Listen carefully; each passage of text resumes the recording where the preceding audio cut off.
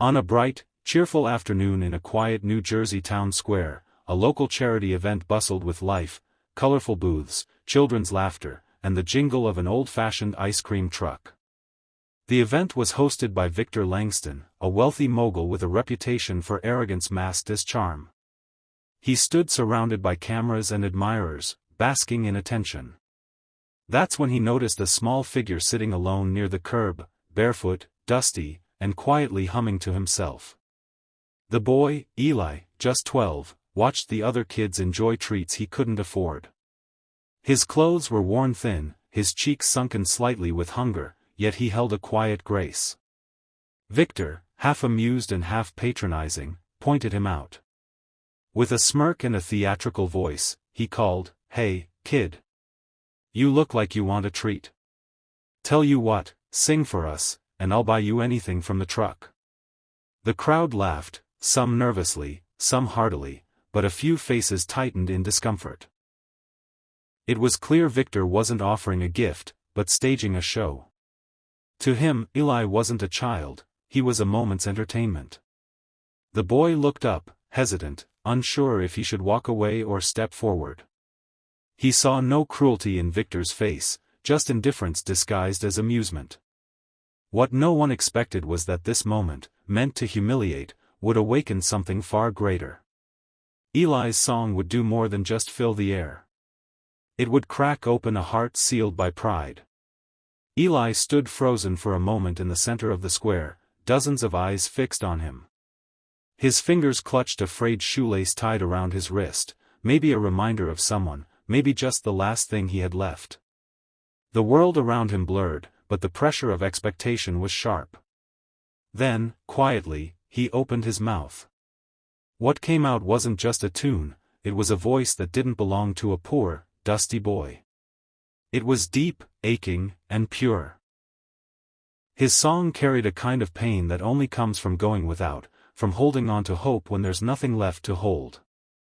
Each note trembled with sincerity, rising above the noise of the world and cutting through the air like wind through glass. The bustling square fell into stillness. People stopped mid-conversation. The children hushed. Even the clinking of spoons and rustling of leaves seemed to wait. And Victor, who moments ago had laughed at the boy, stood in stunned silence. His grin had vanished. His eyes flickered, not with amusement, but with something he hadn't felt in years. The boy's voice wasn't perfect, it was real. Honest. Brave. And for Victor Langston, who'd built a fortress of money around a long-forgotten childhood, that voice slipped past every wall he had built. The crowd didn't cheer. They listened. Because somehow, without knowing him, they understood him. And for the first time in a long time, so did Victor. As Eli's final note faded into the still air, a gentle wave of clapping rolled through the square, but Victor didn't move. He stood frozen, his gaze fixed on the boy like he'd seen a ghost. His lips parted slightly, but no words came. Something inside him had cracked open. His vision blurred. The sound, the melody, it wasn't just beautiful. It was familiar. Painfully familiar. It was the same lullaby his mother used to sing when they had nothing but each other, curled up in a cold apartment lit only by candlelight. She would hum it when he cried himself to sleep, whispering, "This is for hearts that haven't given up." Victor hadn't heard it in decades. No one could have known. No one should have known. His voice came out low and broken. "How do you know that song?" Eli glanced up shyly, not fully understanding the weight of the question. "My mom sang it too. Said it was for kids who needed hope." Victor's throat tightened. For a moment, the crowd disappeared. The square vanished. All he could feel was that boy's voice echoing through a memory he thought he had buried forever. It wasn't just a coincidence, it was a reminder. Of who he used to be. Of the promise he made to never feel small again. But now, faced with this barefoot boy, he realized something. True strength wasn't in rising above others, it was in remembering where you came from, and reaching back. A hush settled over the town square as Victor slowly stepped forward, his expression no longer smug but humbled, raw. All eyes were on him, not as a billionaire now, but as a man who had just been deeply moved. The once playful crowd had fallen silent, sensing something sacred in the moment. Victor knelt down beside Eli, who looked both nervous and confused. Gently, he placed a hand on the boy's thin shoulder, steady and sincere. "I'm sorry, kid," Victor said, his voice thick. "I thought I was being clever, making a show. But you," he paused, eyes glistening, "you gave me something I forgot I needed." Eli blinked, unsure whether to smile or cry. Victor stood and turned to face the crowd. "This boy," he said, voice rising with conviction, "just reminded me what real richness sounds like. And it's not money. It's truth. It's courage.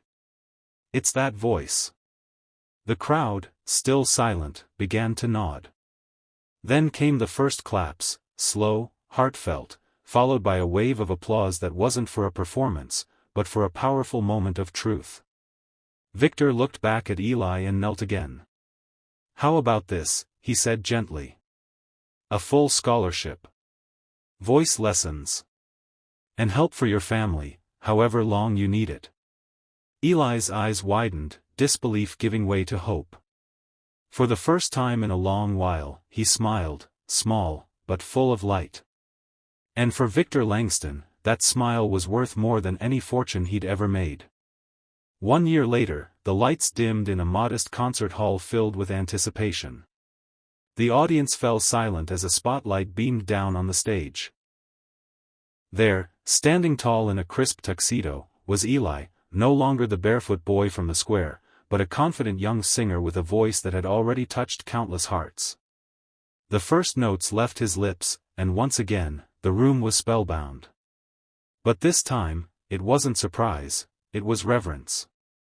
His voice had grown stronger, yet still carried the raw truth that had once silenced a crowd and softened a billionaire's heart. In the front row, Victor Langston sat with his hands clasped, pride glowing in his eyes. He looked not like a billionaire mogul, but like a man reborn, someone who had remembered where he came from and decided to do better with what he had.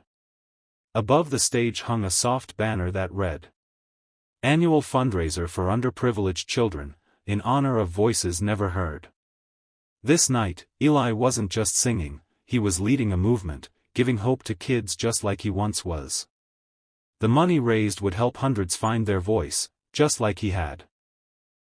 And as the final note echoed into silence, the crowd rose to their feet, not just applauding the performance, but the journey, the courage, and the change. Narrator.